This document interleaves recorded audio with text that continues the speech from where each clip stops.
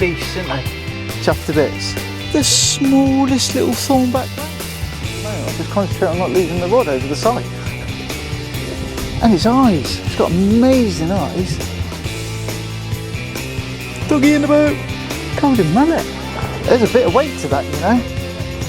And that's what we want, don't we? We don't want the same all the time. We want something different, a good old show. Hello and welcome to the channel. Today I'm on the beach. I'm at Milford on Sea. I'm with Ian Timms. Ian Timms is to my right, and we're replicating a session that we did a week ago because the tides are different, conditions are different, and we're hunting rays. I'm fishing with the Century fire blades with I'm chuffed to bits with these. The Daiwa 7HT Millionaires. Oh, they're nice. I bought them second hand, didn't buy them new, saved up my pocket money. And I've got my new Channel Colours shelter. So there's a price difference between this and this is the Daiwa one, and there's the Shakespeare version. And the Daiwa, for some reason, is £5 more than the Shakespeare. And I don't know why, because I can't compare them because I haven't got both. But I managed to find this one for that same price. So I snapped it up, next day delivery, online, came, and it's a lot lighter, a lot smaller than the Bigaloo. But I still think there's plenty of room in it. You could get 2 people in it, you could lay down in it. And the whole reason of what I'm doing today, as well as fishing for a ray, is practicing and trying out my lighter weight version for fishing Chesil over the coming months as we go into autumn.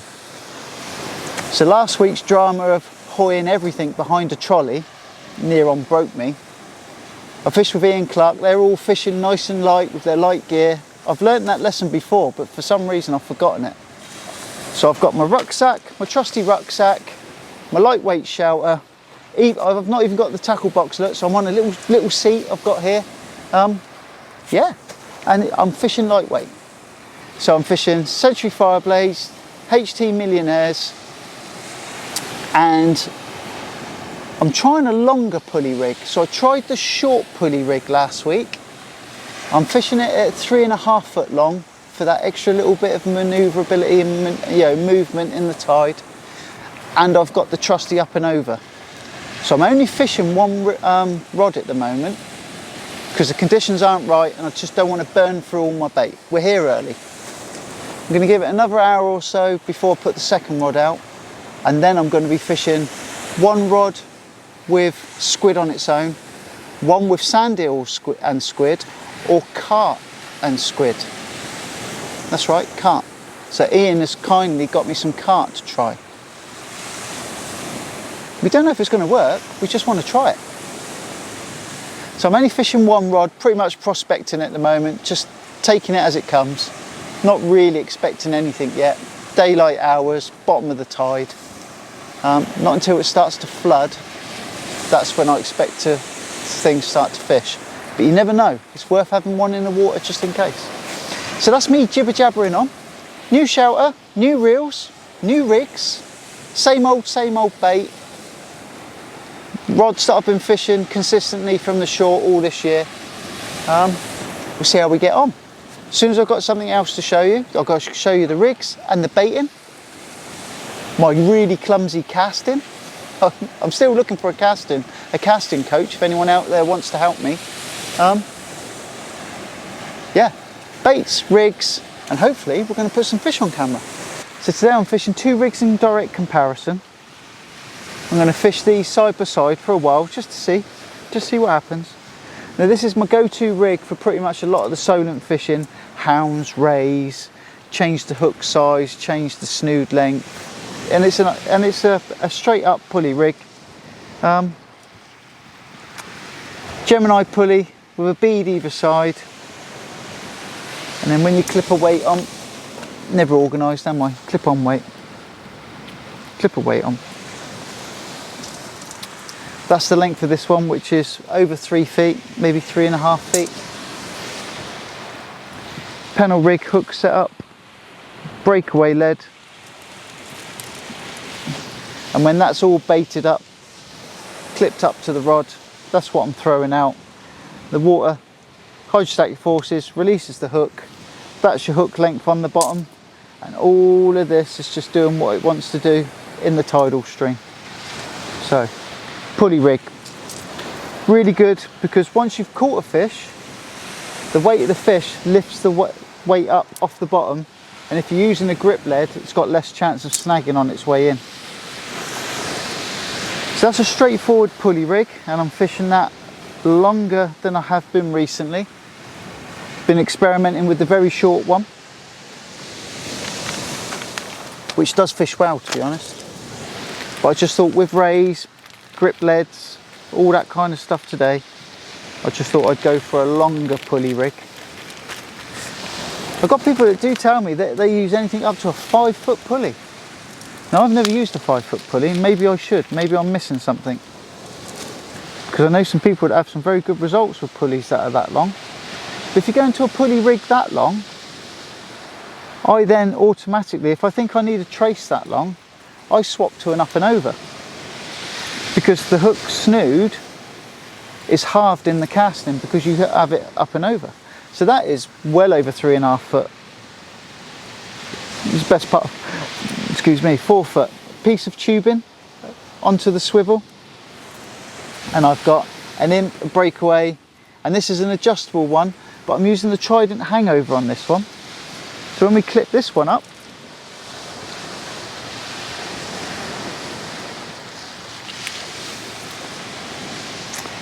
and as the name suggests, the hook snood goes up and over into the hangover, back down. You could either go to the breakaway lead or to the imp. I like it in the imp actually. It detaches less from the imp than it does from the breakaway in flight, but that's dependent on the size of the bait. The closer the bait is to the size of the weight, the more chance it is of detaching, because the bait will overtake the weight and detach in flight. I always do this.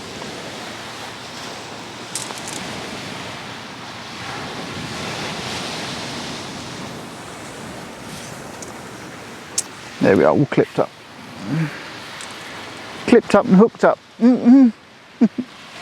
So there it is, all clipped up, and you can see that hook snood is double that length because it goes up, over and back down.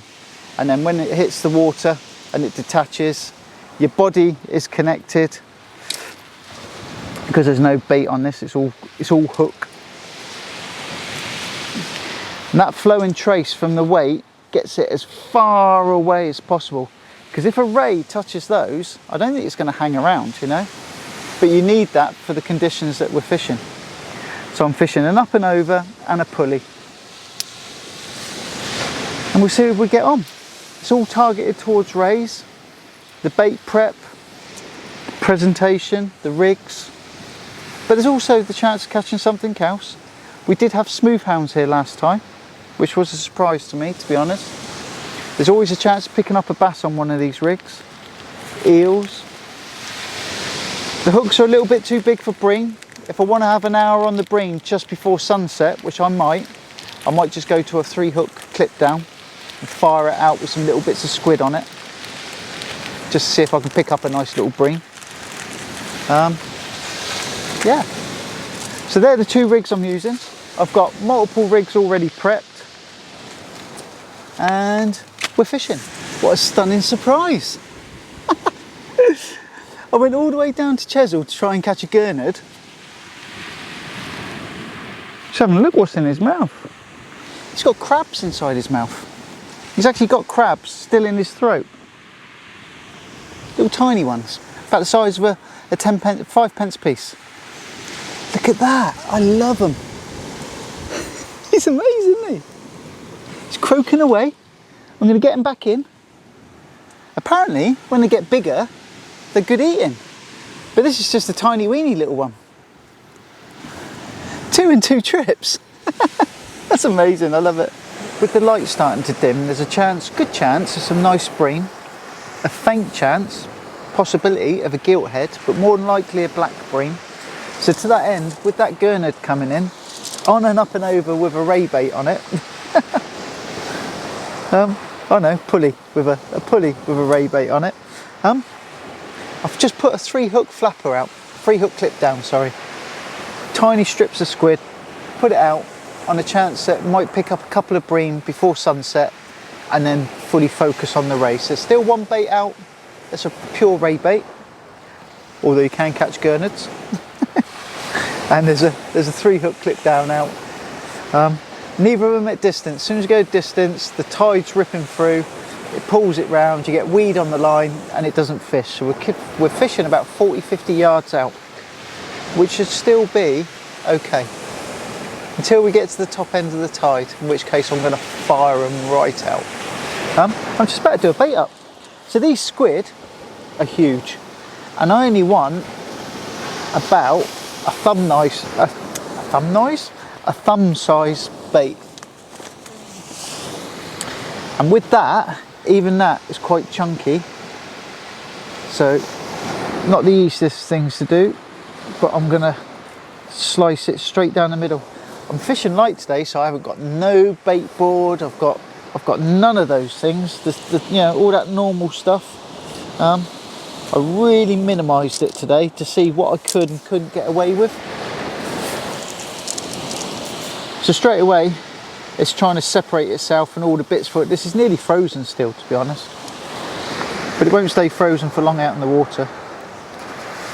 So just gonna start elasticating it together, and then it will help to bind it all up. All of this sort of custardy, eggy, whatever it is inside, it's all good stuff. I see people take it all out, almost like gut it out, which, don't get me wrong, is all good, but I think sometimes it could add to the attraction. I don't know. So I'm not going for a massive bait here at the moment. I might put a bigger one out later. Not on the rods. About a thumb size, my little porky thumb size. Find my hook length. I lay them out of the way so I don't hook myself, and then I can't find them again. So I'm not even using, because it's a small bait, I'm not really going to use a needle on this one either. I had a panic attack when I saw that elastic. I was like, oh no, nearly out of elastic. And then I rummaged through my rucksack and there's another one in there. Close one. That would have been a loser. Squid baits, no elastic. Yeah, how would I have managed? I'd have just flopped them out. Some bait's better than no bait. And then the pennel hook just to dress it all up. A little bit difficult because this one is a little bit not my usual sort of bait prep really, but it's a smaller bait prep. That to me looks very much like a prawn. So I've been talking to Rocket Ron about prawns. He was using them off the boat today, and I'm tempted to give him a bit of a tryout this winter, you know, some prawns. I've argued that probably the better time to use them is in the summer, but I think as a ray bait, a prawn might be a little bit of a tasty morsel, you know. So, jibber jabbering away, I'm trying to sort my bait out. This is the long pulley rig. I'm not going to clip it up, I'm just going to keep this out of the sun, out of the wind, so it stays nice and juicy. Just leave it laying there, and then on the next bait change I'll get that one fired out. So I've got a 3-hook clip down, and I've got an up and over. Up and over's got a ray bait, clip down's just got 3 strips of squid. And we've had a Gurnard. Like buses, you wait for one and then 2 come along. Good stuff though, isn't it? Look at the yellow. We're loving the yellow. All a bit dire at the moment. Not dire, dire. Come on, fishies. It's all exciting stuff. I'm excited for tonight. I always say that, I know, but I am. Little tiny bream bites at the moment, persistent little rattles. There's only little strips of squid on those size 4 hooks, and they'll strip. There you go, there's one, look, there's a good bream bite. That's a typical black bream bite, that. Fairly aggressive rattle, and all they're doing is stripping the bait.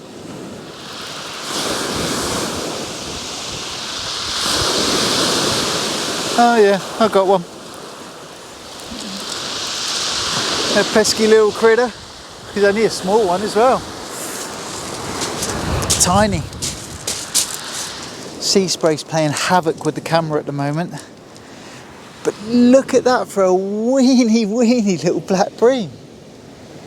He's a stunner. I'm going to get him back in, quick as I can. Size 4 hooks, squid. That is what's out there, stripping my bait. So I had a little Gurnard and the tiniest of black bream. That is a weeny black bream, that is. See if we'll give his little, look.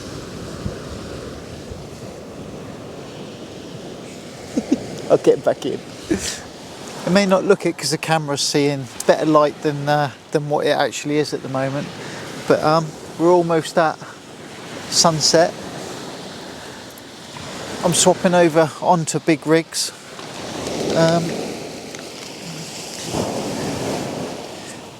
And I thought if I'm going to go onto a big rig, why not go really big? It's a bit much, I know. But I've got some squid that aren't too big, if that makes sense. Sometimes they're just huge and they're just too much. And they don't cast well. And you portion them down and then everything goes everywhere and they sort of lose the shape and the feel of being a squid. But that is a smaller one out of the pack, out of what is a pack of very large squid, really. You can see it almost fills the bait needle. And we're going to elastic that bad boy up. A little bit difficult for me because I've got my head torch off so that you can see, but it means that I can't. The two don't really go together.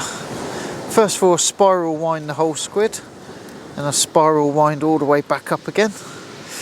Look at where it blows and where there's bubbles, you know, where the insides have sort of pushed themselves out.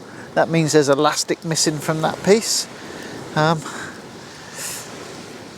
then a little bit down the end because we're going to hook into that with the pennel, and then a little bit at the top end because we're going to be putting a hook into that as well. So it looks like a lot of elastic, and to some it probably is, but that's what I end up with. And it's all on a baiting needle, and the baiting needle video will be in a link above me now. I'll see if I can put it in the description as well. So now's the difficult bit when I can't see. I've got to try and find the hooks. I can't see, I'm blind. Here we go. We're getting there. Doing it by feel. It's not good, I'll end up at A&E with another hook in my hand. Right, so we need to dress the bottom hook in and then back out again. Locate it in the hook of the baiting needle. This is a long squid actually. A little bit more just to dress the line down all the way through. Not too much. And I like to concentrate, and I know you're probably bored with hearing me say it, but around the eye of the hook, because that stops it from turning. If it's elasticated quite tight at the eye of the hook, that is usually enough for that bottom hook just to locate nicely. And that's that. Quick wipe my hands, otherwise it all gets all slippery.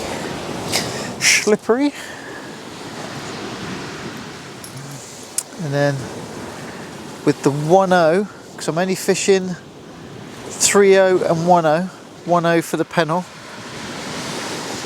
Disconnect from the bait needle. Locate to where you want your pennel. 3 turns into a nice fleshy bit, and make sure you catch some of that elastic. And then that last raggedy bit at the top, I am actually going to cut off. I don't want it.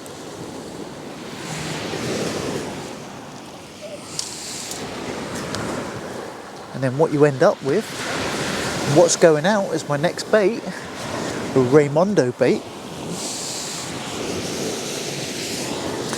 is a squid with 2 hooks, and this is on an up and over. I was going to call it an up and under then, I don't know why. Still fishing with 6 ounce weights, 6 ounce breakaway grip leads.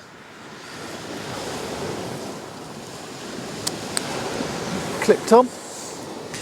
I'm going to bring my next rod in this one's going out. This one's got Ray written all over it.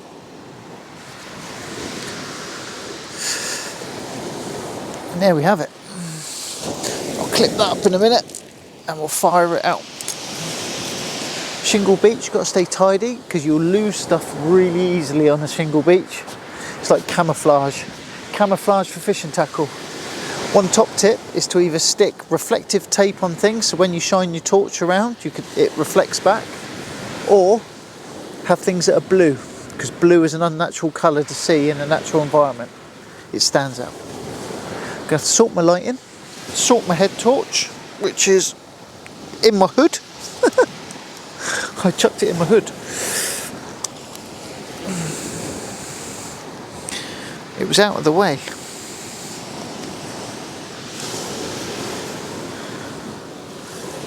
Here we go.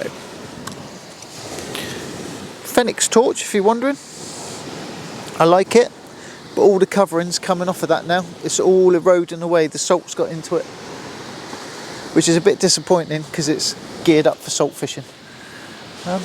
Right, beavering away, do some more fishing.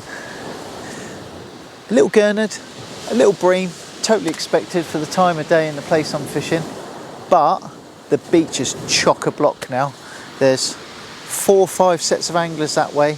There was a group of 5 that turn up in one hit, and there's probably 7 or 8 more further along the shingle. So someone thinks that something's happening tonight. We'll see how we get on.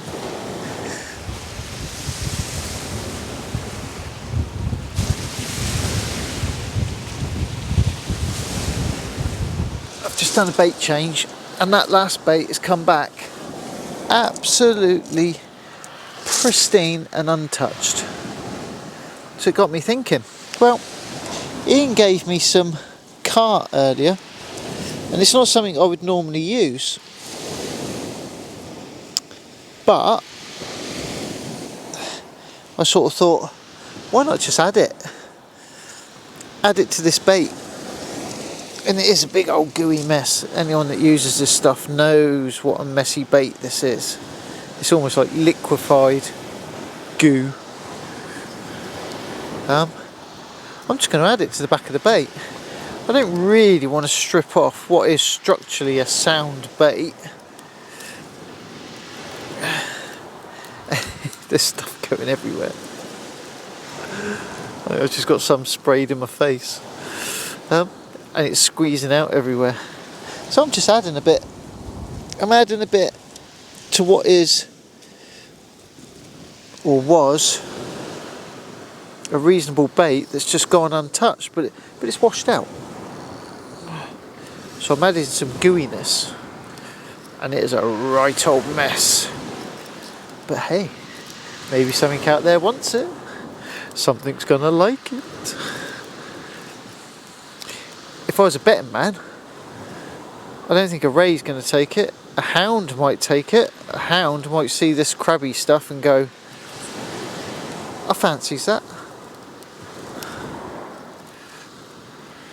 Because it's extra special crabbiness. Maybe a big hound will take it. I don't know. I'm just making it up. You know I am. Yeah, it's a right old mess. Well, yeah, I did get some of that in my face. As the elastic pinged on it. Right, I'm not even kidding now. That is a monster bait. If anything wants to play, now's the time. We've reached high tide. It is quiet. There's no jingle jangle Bream bites now. So we're all big baits firing them out there. All guns blazing. God, that cart stuff is honking. Yeah. But that's what I've ended up with. A monster squid and carp. I don't know. I've never tried it before. It's the first time I've tried it. What if I don't like it? I don't know. Give it a go, eh? Fire it out and see what it does. Can't be any worse than what's happening at the moment.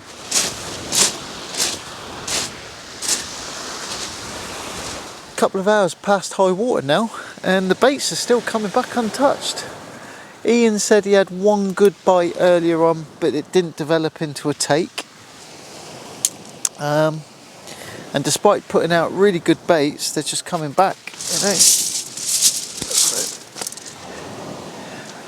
Both rods have just been fresh baited, and I'm going for last cast. If anything wants to play, now's the time. But yeah, again, not fishing the way we thought it would. There's plenty of other people here trying their luck as well. As far as we can see, that no one else has had much luck either. Just cleaning this up. This rig won't be going back out now. I'll be recovering this rig. I don't know if anyone else does the same, but I don't cross-contaminate my rigs. So once they've been out in the salt water, once they've been used, I do reuse stuff, but I put this separately. I put it in a bag that's in with the bait, basically. That way, it's I don't put it back in with all my clean gear. And then when I get home, I put them in a bucket of soapy water, and I check them out. Hooks and snoods get changed, bodies get reused, any damaged stuff gets re-harvested, you know, you sort of make the best out of what you got. You don't waste stuff, but don't use stuff that looks dubious. You don't want to lose a fish just because of a hook or a snood or something. So that's what I'm in the process of doing, having a bit of a tidy up. So just 2 fish for me really, a bream and a Gurnard. Hardly setting the world on fire, but better than nothing.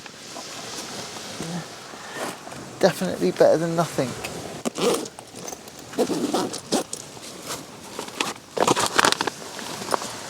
Yeah, and that's my clean rigs, look. So none of the dirty rigs go back in with the clean rigs. So those clean rigs, that's it. They're kept separately.